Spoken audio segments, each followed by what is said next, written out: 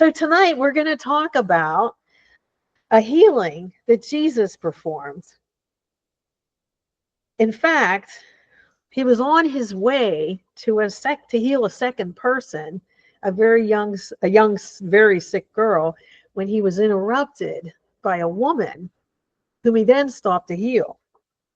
So what can we learn from this encounter? And in particular, what do we learn about faith? That's what we're going to try to discover tonight. So I will start with a story of my own, a true story. 20 or so years ago, I met an older man named Charlie Brown. Yes, that was his name. He lived 3 doors down from me and across the street from one of my good friends whose name was Lottie, and she was a Christian. Her husband taught at the same Christian college my husband did. We always called him Charlie Brown. Not Charles, not Charlie, Charlie Brown. So this is my story about Charlie Brown. I met him because he'd walk up the street past my house and he'd see me in my garden. I had a rather extensive garden. Who needs grass if you can have flowers, right? And best of all, I had a small pond. Well, Charlie Brown had a similar pond. I mean, one that was even smaller. And Lottie had a big pond. She lived right across the street. So we all had that in common. And we had our flowers. And Charlie Brown, he'd walk up past, he'd often comment about how hardworking Lottie and Bonnie were. He'd see us shoveling and pruning in the hot sun. He'd drive up on his big old Buick and stop to chat. And seeing us work so hard really impressed him, I guess. When spring would come, oh, we had so much fun. We'd race around to each other's ponds to see which one was coming alive first. Where were the fish activity and were there frogs yet? So we developed this relationship, the three of us, over the years. But Charlie Brown was sort of a rascal, though. He would tell me stories about his younger days in high school and in the military and how he'd stir up trouble. He'd show me pictures. Of course, fast forward to my time, once he went up to the community park and fished a couple of fish that were really big, like this big, out of the pond. That's illegal, you know. And he came back and he put them in my pond and they gobbled up all of my goldfish before I hardly even knew it. I yelled at him for sure.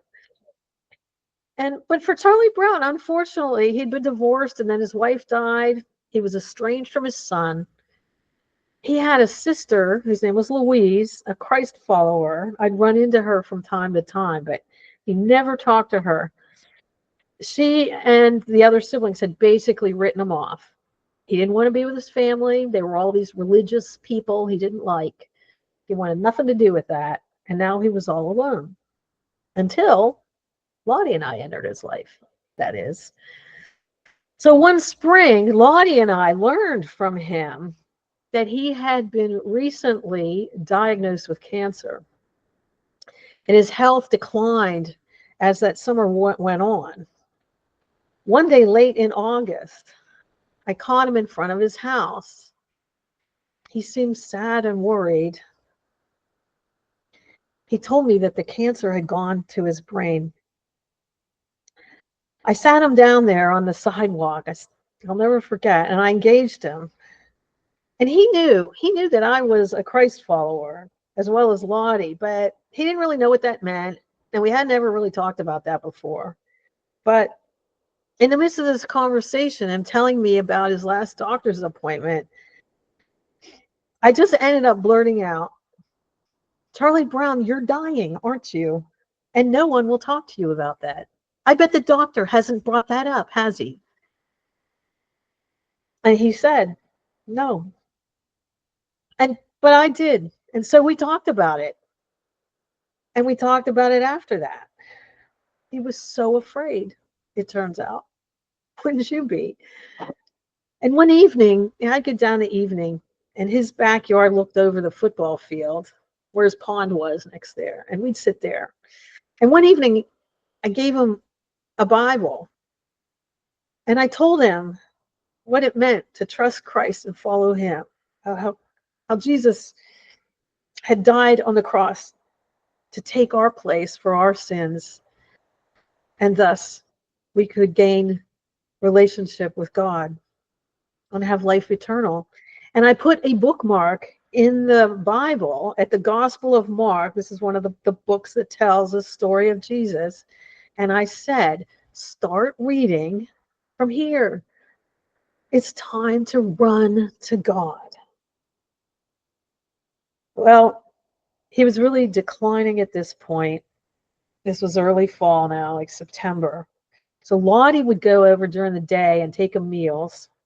And I would talk to him, usually in the evening. We were kind of like Mary and Martha. And he'd watch me from his window then because it was getting hard for him to get out.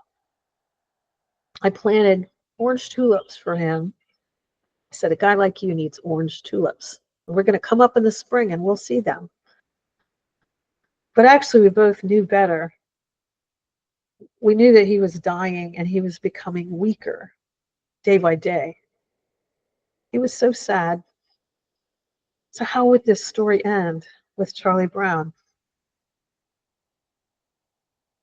I'm going to stop here. I'll come back and tell you the ending. But I want to talk about another person who was rather desperate as well. I'm going to tell you the story, and we'll read it first. It comes from the Gospel of Luke in the New Testament, chapter 8, starting at verse 40. We'll read Luke 8, 40 to 48. While you're finding that, I'll give you just a little background. So at this point in Jesus's public ministry, he had been teaching specifically around Galilee, which is the northern part of Israel. It's about 80 miles north of Jerusalem. Capernaum is at the top of the lake. The Sea of Galilee is a lake. And this was his home place, if you could call it that, because he moved around a lot. And by this time, when this story takes place, he was attracting very large crowds because he was teaching and healing. And on this particular day, he had crossed over the Sea of Galilee, he crossed the Sea of Galilee to the east side called Gerasenes, where he had cast out demons from a man into a herd of pigs. Some of you might remember that story. And then he came back and to this huge crowd. Now, I've seen the Sea of Galilee, and I've been on it. I crossed the lake, and it wouldn't have taken him very long. Maybe it was just like 5 miles from there. Everything's very close. So this is where we start our reading. Luke 8, starting at verse 40. Now when Jesus returned, the crowd welcomed him, for they were all waiting for him. And there was a man named Jairus, who was a ruler of the synagogue. And falling at Jesus' feet, he implored him to come to his house, for he had an only daughter, about 12 years of age, and she was dying. As Jesus went, the people pressed around him. And there was a woman who had a discharge of blood for 12 years. And though she had spent all her living on physicians, she could not be healed by anyone. She came up behind him and touched the fringe of his garment, and immediately her discharge of blood ceased. And Jesus said, "Who was it that touched me?" When all denied it, Peter said, "Master, the crowd surrounds you and are pressing in on you." But Jesus said, "Someone touched me, for I perceive that the power has gone out from me." And when this woman saw that she was not hidden, she came trembling and falling down before him, declared in the presence of all the people why she had touched him and how she had been immediately healed. And he said to her, "Daughter, your faith has made you well. Go in peace." Let's look more closely at what happened. So back in Galilee, as I said, the crowds were waiting. Mark's gospel, one of the other stories of the life of Jesus, tells us that a great crowd had followed him, and he was beside the sea. Now, have you ever been in a big crowd around someone? When I think of a crowd, I think of someone up on a stage and I'm in the crowd. Or like when I went to Key West and there's this big open plaza and all these performers, these big crowds would go around. But the thing with that is there's always distance, right? It's not the same thing. But here the crowd is close. They're really pressing in on Jesus. It would be more like when you see on TV, a senator coming down the Capitol steps and all the news reporters and people pressing in on him. Or maybe even better, like I think of the civil rights marches of the 1960s, Martin Luther King and all these crowds pressing in. And that's what was going on here. The people wanted to hear and watch, and they followed him to see what Jesus was going to do. So picture this, a ruler of the synagogue named Jairus pushes through the crowds and kneels at Jesus' feet, which was a great posture of humility, because here he is. He's a temple leader. Whoa, okay, yeah, okay. And he implores Jesus. He says, my daughter, my only child, is at the point of death. Come and lay your hands on her. Please, you must come and heal her. So Jesus starts to follow him. Now the crowds are still tight around him. And then imagine, Jesus, and I quote, perceives that the power had gone out from him. Now what does that mean? That's probably a whole nother message for another time. But here he does an about face because this woman had been behind him. And he says, who touched me? Now, can't you hear his disciples at this point saying, Master, you're in a crowd. Of course people are touching you, but it's none of us. Once again, Jesus is puzzling them. He seemed to like to do that. But something had happened. A woman then comes forward, because remember, she was behind him and he turned around and she's trembling, probably in fear and awe. And as Jesus looks at her, she falls at his feet and tells him she has been sick for 12 years. And just now, when she touched his cloak, she felt herself healed. Now consider this scene from the woman's perspective. Okay. So she'd been suffering from bleeding, her private parts for 12 years is a long time. So according to Jewish law, this made her ceremonial unclean, as they called it. Now you can go look at Leviticus and the Old Testament, chapter 15. It goes all through what that meant, how the women had to go out from the city when they were unclean. And here she wasn't allowed to enter the temple place of worship where the women worshiped. So she couldn't go and worship. She was not allowed to be in public at all without making people aware of her condition, that she's unclean. So she was an outcast. She was on the lowest rungs of society. And to make matters worse, the text tells us that she had spent all she had on doctors, but she kept getting worse. She was pretty hopeless. But then here she is. She had heard reports about Jesus and how he healed people. So she goes into the crowd thinking, if I even touch his clothes, I'll be made well. That's from the parallel account in the book of Mark.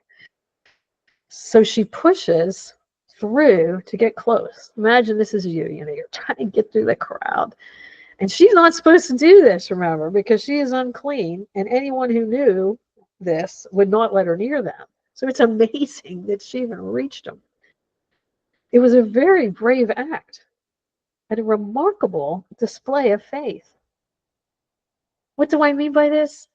I mean that she had a belief in him as one having the power and willingness to heal her by only touch his garment, the tassel on the end of his robe as a rabbi. And she put herself at great risk to do what she did. So what's the response of Jesus? Well, at this point, they both knew she was healed. He says to her, what does he say? You can look at the text. Daughter, your faith has made you well. Go in peace and be healed of your disease. Let's pause here for a moment. Your faith has made you well. Now, the three Gospels, the parallel accounts in Matthew, Mark, and Luke that report the event, they all use these same words.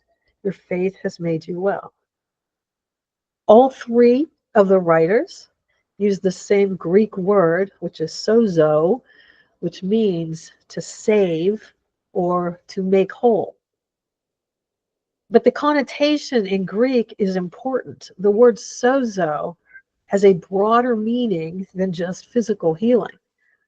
It can also mean spiritual salvation, rescue, or preservation from death. So this suggests that her healing involved more than just the physical restoration of her body.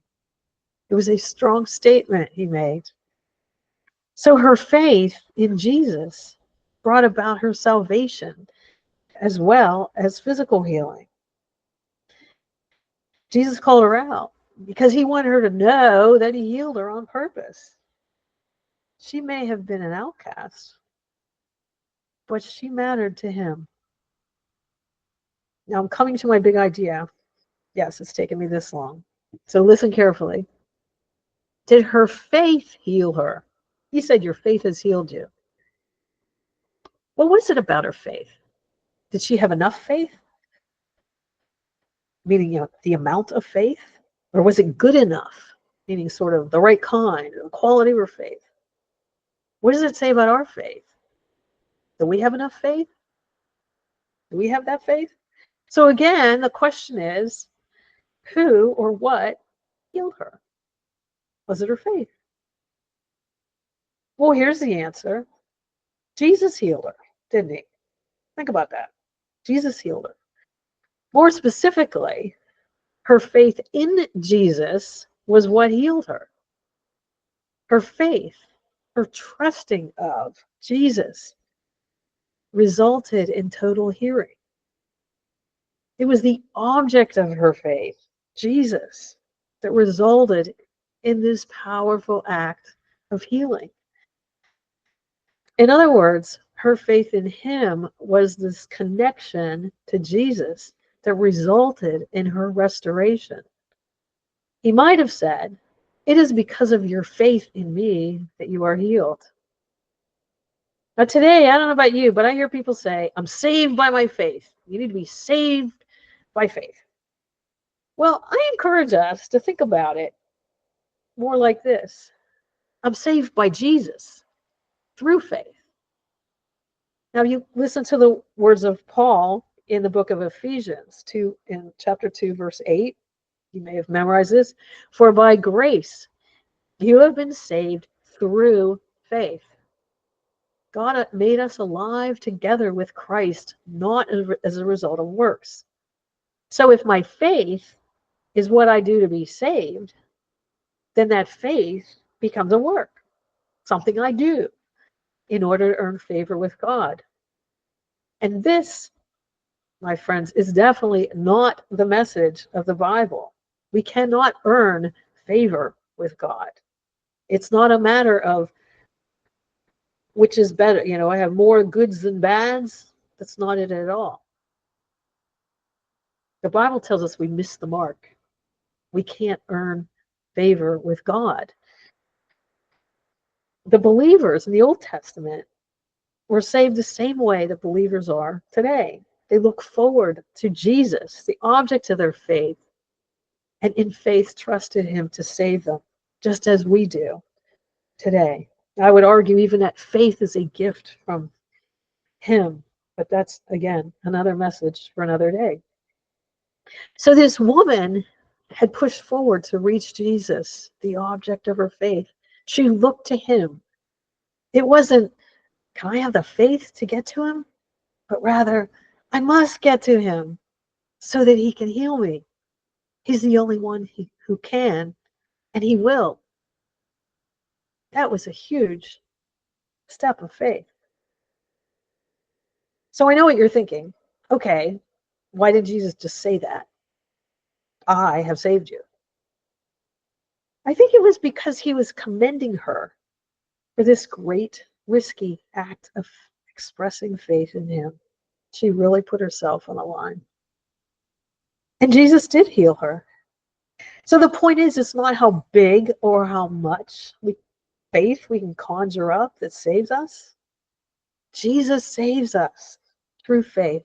Isn't that wonderful? And he keeps us in his hands because he is the author and perfecter of our faith. Let us focus our attention, our minds, our hearts on him, not on our faith, but on him. I want to conclude here by telling you the end of the story of Charlie Brown, or the next part of the story, I should say. Now, remember at this point, Charlie Brown's my neighbor, and now a dear friend, who's dying of brain cancer. And now in the early fall, I think it was the year 2000, he's getting weaker and weaker, and he can no longer even come out of his house. Well, it was a warm, sunny day in September, end of September, in Western PA, and I'd taken a break from whatever it was I was doing. And I had just lain down on my bed and shut my eyes to kind of rest, meditate, just reflecting, enjoying the Lord's presence. And suddenly, and I'll never forget this, I sat straight up. I said, I need to go see Charlie Brown.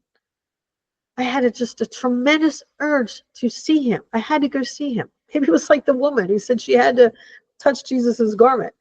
And I told my husband, I have to go to Charlie Brown's house. And I was hardly thinking. I just bolted out the door and down the street. There's a couple of houses. And I pounded on the door and I said, Charlie Brown, let me in. I need to talk to you. So he opens the door. Charlie Brown, I said, I have to tell you something really important. And I remember saying one of those like super fast prayers, asking God to speak, because I actually really didn't know what I was going to say. I didn't know what was going to come out of my mouth. But I said to him, and I remember we were in his kitchen, in his little kitchen. He was in his chair. I was in the chair, little table. Sun was coming in the window. And I said, it's time. It's time for you to run to God. Run to God. He is your only hope. You must trust Jesus to save you. Tell him you trust him. Turn from your old ways. Tell him that you are doing that. And just place yourself in his hand. I went on. Now this is where it gets a little crazy. I said, the message that I've told you about Jesus, about life in him, it's all true, Charlie Brown. It is. Do you know how we know it's true? Do you know how you can know it's true? Well, first, the flowers. I said, think about it, Charlie Brown, the ponds, the beauty, all our gardens, the flowers, yours and mine and Lottie's. God invented that. Anything you know is good and beautiful. It's because God is real. Number two, you know that Bible I gave you? Well, that's all true. You can trust that. You know, I've told you the story of Jesus. The Bible is true. It is trustworthy. And the last reason, Charlie Brown, that you can know that this is all true. Here I kind of took a gulp. Couldn't believe I was going to say what I was about to say. And I said, it's because I am here. For real. God sent me to you. God sent Lonnie to you. It's no accident that we met 4 years ago. It's no accident that we develop this wonderful relationship. God wants you to embrace him, so he sent me to you. That's how you know God really exists, because I am here, just as Jesus is here for you. Can you believe I said that? I mean, that like crazy, right? I said, I know that God sent me to you. Well, at this point, he looks at me with his big blue saggy eyes. I can still remember his face. And I looked into his eyes and I said, Charlie Brown, can I pray for you right now? And he nodded. And I took his hands in mine. Never forget it. I prayed a short prayer. I actually don't remember what I said. I think somewhere in there, I asked God, all this out loud, to have Charlie Brown in his hands, to grant him the faith he needed to allow him to trust Jesus. And I said, Charlie Brown, Father, he's putting his faith in you. I literally just sort of prayed him into the kingdom, if that's possible. Pretty daring. Well, that was the last time I saw Charlie Brown alive. A few weeks later, his son appeared at my door. He said, my father died last night. It was November 1st. He said he had been close to you and that you gave him this Bible, and he held out the Bible. He would want you to have it. It was sitting next to the chair that he always sat in. And I said, oh, look, is there a bookmark? And here the bookmark was not at the chapter 1 of Mark. It was at chapter 6 or 7 of Mark. And I wondered, did he read about the story of the woman that we just read? And I told his son, I said, no, you keep it. Your dad would really want you to have it from him. At the funeral, a week or so later, I ran into his sister, Louise. She said, what happened to Charlie Brown? She said the last few weeks of his life, he had changed. He had peace.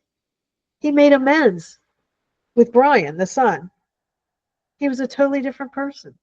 Something really happened to him. And I told her the story of that last conversation. I said, I really think he made it into the grand stadium. God. He may be up in those top rows, but I think he's there with God. And it hasn't been lost on me that he actually died a couple hours after midnight on November 1st, which is called All Saints Day. Charlie Brown became a saint, like the thief on the cross. Just a little sweet irony. So that little yellow house where Charlie Brown lived, it was bought and sold several times after he died. And somewhere along the way, somebody dug up the tulips, the orange tulips, my pretty orange tulips. So they're no longer there. But I do think Charlie Brown is seeing them where he is now. And I think one day I'll see them with him. So what are the takeaways from all this? We need to wrap up. So remember the big idea I mentioned earlier. Jesus saves through faith. It's not about how much faith we have or how strong our faith is or how long we've had faith. Like I said, Charlie Brown was like the thief on the cross, believing in his last hours. And I do believe we saved him in his final days. So as we go from here, let us keep our eyes focused on Jesus. And as a result, we will grow in our faith. And I mean by that, the consistency in trusting, hearing, and obeying the Lord Jesus. Let's keep our eyes on Jesus, like the woman did. The second takeaway is we have seen Jesus's outward orientation. He's out there in the crowds. He's talking to people individually.